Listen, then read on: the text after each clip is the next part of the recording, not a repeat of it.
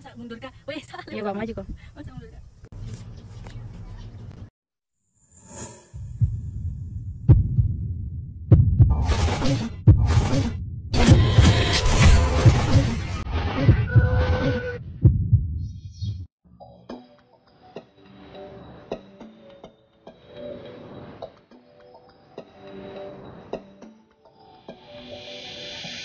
Where should we?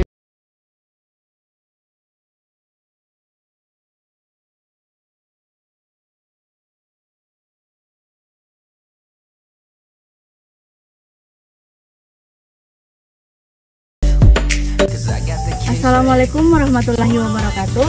Perkenalkan, saya Astri Anisi dari kelas 1D dengan NIM 0503212403.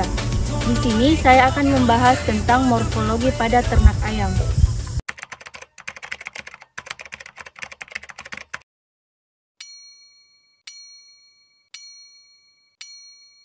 Yang pertama yaitu sistem respirasi atau sistem pernapasan pada ayam. Dimulai dari hidung. Hidung adalah awal saluran pernapasan pada ayam. Hidung berfungsi mengambil udara untuk bernafas. Di dalam hidung terdapat bulu-bulu halus yang fungsinya untuk menyaring udara, kotoran, bakteri, serta debu yang masuk. Yang kedua yaitu laring. Fungsi dari laring adalah mencegah benda asing masuk, membantu dalam proses menelan dan mengatur suara. Ketiga yaitu trakea. Trakea berfungsi untuk menyalurkan udara ke bronkus yang diteruskan ke paru-paru. Yang keempat yaitu bronkus kanan dan bronkus kiri, memiliki fungsi ganda yang memastikan kualitas udara yang masuk serta memastikan penyakit pembawa bakteri yang masuk.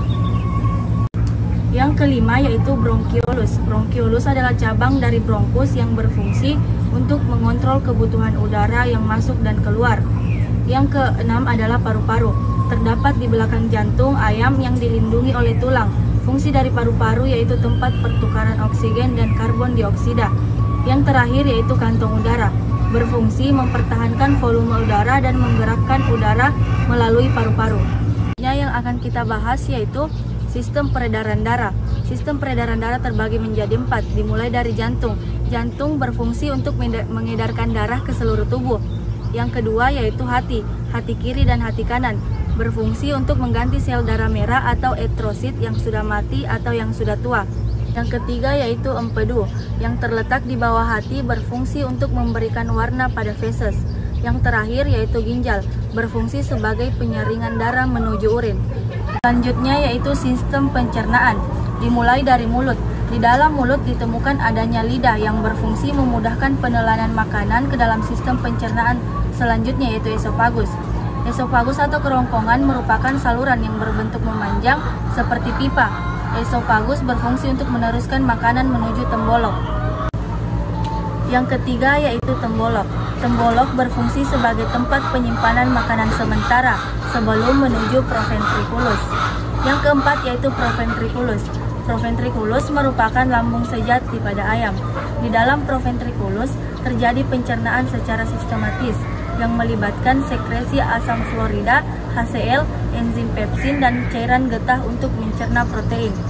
Yang kelima yaitu ventriculus, berfungsi untuk membantu batuan-batuan kecil yang dicerna secara mekanik. Yang keenam yaitu usus halus atau usus kecil. Usus halus terbagi menjadi 3 yaitu yang pertama duodenum, berfungsi menjadi tempat pencernaan makanan dan penyerapan zat gizi, enzim lipase, enzim amilase, dan enzim tripsinogen. Yang kedua yaitu jejunum, berfungsi untuk meneruskan sisa penyerapan yang terjadi di duodenum. Dan yang ketiga yaitu ileum. Fungsi dari ileum tidak berbeda jauh dengan jejunum, yaitu melanjutkan proses penyerapan nutrisi ke dalam aliran darah. Ketujuh yaitu usus besar. Usus besar merupakan saluran sama seperti usus halus, akan tetapi memiliki ukuran yang lebih besar. Usus besar berfungsi sebagai tempat penyerapan air dengan tujuan meningkatkan kadar air di dalam sel tubuh dan menjaga keseimbangan air. Yang kedelapan yaitu pankreas. Terletak di antara lingkaran jaringan pada usus halus, pankreas berfungsi dalam proses pencernaan kimiawi yang dibantu oleh enzim untuk menguraikan sisa makanan. Yang kesembilan yaitu usus buntu. Usus buntu berfungsi sebagai tempat pembusukan sisa makanan sebelum keluar menuju kloaka. Dan yang terakhir yaitu kloaka, berfungsi sebagai tempat pengeluaran urin, pengeluaran feses, dan sebagai saluran reproduksi.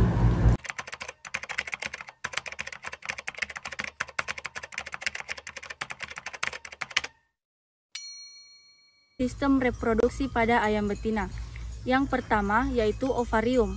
Ovarium merupakan organ reproduksi yang berfungsi sebagai penghasil folikel. Ovarium juga merupakan tempat sintesis hormon, steroid seksual, gemetosis, dan perkembangan serta pemasakan kuning telur. Yang kedua yaitu oviduct. Oviduct merupakan saluran yang menghubungkan ovarium dengan vagina dan berakhir di kloaka. Fungsi dari oviduct sebagai saluran spermatozoa menuju ke ovum untuk fertilisasi. Yang ketiga yaitu infundibulum, berfungsi sebagai tempat ovulasi, fertilisasi, dan pemasakan ovum atau sel telur. Yang keempat yaitu magnum. Magnum berfungsi untuk proses perkembangan telur, tempat disekresikan albumin telur, serta menghasilkan albumin sehingga memiliki dinding tebal dan berlipat. Yang kelima yaitu isthmus, berfungsi sebagai tempat terbentuknya membran sel atau selaput kerabang telur. Yang keenam yaitu uterus. Uterus berfungsi sebagai tempat perkembangan telur, paling lama sekitar 18-20 jam. Yang terakhir yaitu vagina. Vagina merupakan bagian oviduct yang paling belakang. Vagina diakhiri dengan adanya bentukan kloaka sebagai bagian akhir dari saluran reproduksi. Selanjutnya yaitu sistem reproduksi pada ayam jantan. Yang pertama yaitu testis. Testis berjumlah sepasang, terletak pada bagian atas di abdominal ke arah punggung pada bagian anterior akhir dari ginjal dan berwarna kuning terang. Fungsi testis yaitu menghasilkan hormon kelamin jantan yang disebut dengan androgen dan sel gamet jantan yang disebut sperma. Yang kedua yaitu epididymis. Epididymis berjumlah sepasang dan terletak pada bagian sebelah dorsal testis. Epididymis berfungsi sebagai jalannya cairan sperma ke arah kaudal menuju kauda epididymis. Ketiga yaitu ductus deferens atau saluran deferens, berfungsi sebagai tempat pemasakan dan penyimpanan sperma sebelum disalurkan ke kopulasi. Yang terakhir yaitu organ kopulasi atau penis, berfungsi sebagai alat untuk mengeluarkan sperma. Sekian pembahasan materi tentang morfologi pada ternak ayam. Semoga ilmunya dapat bermanfaat. Wabillahi taufiq wal hidayah. Assalamualaikum warahmatullahi wabarakatuh.